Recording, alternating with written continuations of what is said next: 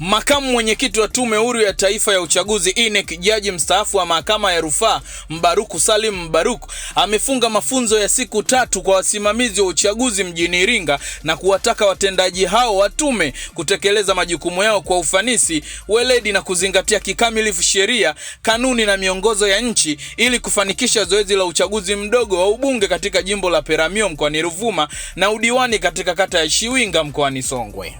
Uchaguzi huo mdogo kwenye maeneo hayo nchini unatarajiwa kufanyika tarehe 26 Februari 2026.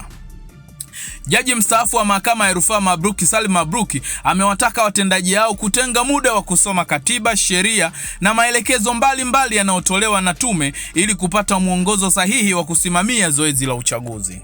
Napenda kuahidi kuwa mapendekezo tuliyotoa yamechukuliwa na yatafanywa kazi ili kuimarisha uwezo wetu katika kukabiliana na changamoto zinazoweza kujitokeza katika utekelezaji wa shughuli za uchaguzi.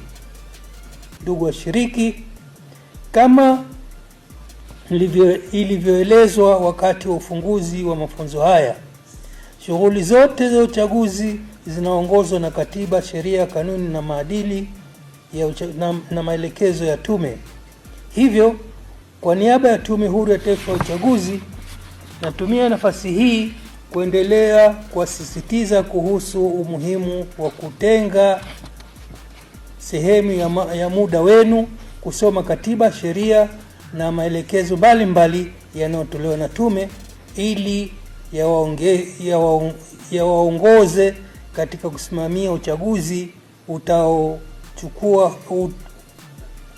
utakaokuwa huru na wa haki. Mkikutana na changamoto zozote zile, msisite kufanya mawasiliano na watendaji wa tume. Ndugu washiriki, jukumu lililopo mbele yetu ni kubwa na muhimu, linahitaji umakini na kujitoa. Ni matazamio ya tume kwamba baada ya kupatiwa mafunzo haya mtatekeleza majukumu yenu kwa ufanisi na uweledi, mkizingatia ratiba ya utekelezaji ili kufanikisha uchaguzi mdogo wa ubunge katika jimbo la Peramiho na udiwani katika kata ya Shiwinga unaotarajiwa kufanyika tarehe 26 Februari mwaka 2026. Kwa majina naitwa Flora Francis Mbilinyi, ni msimamizi msaidizi wa uchaguzi kutoka jimbo la Peramiho, kata ya Liganga. Kiukweli katika mafunzo ambayo tumeyapata, tunashukuru, tumepata mafunzo mazuri kwa weledi mkubwa, lakini pia tunamshukuru Mheshimiwa Mwenyekiti kwa kutuasa mambo mbalimbali ambayo tunatakiwa tuende tukayatekeleze kipindi chote cha uchaguzi mdogo.